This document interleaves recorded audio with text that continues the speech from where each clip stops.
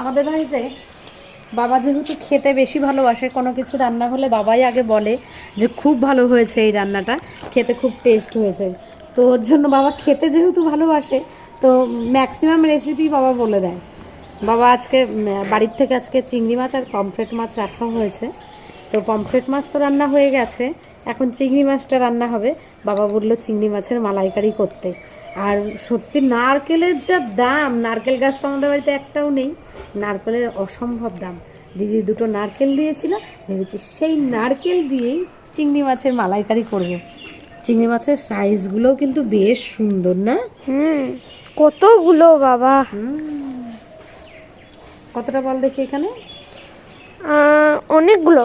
ওজন কত হবে বলো তো? বলো। একটা অনেকটা লম্বা যে, অনেকগুলো। ঠিক আছে, আর দিন তাড়াতাড়ি ফটাফট করে নি, 4-5টা করে খাবো। 4-5টা করে। হ্যাঁ, ঠিক আছে।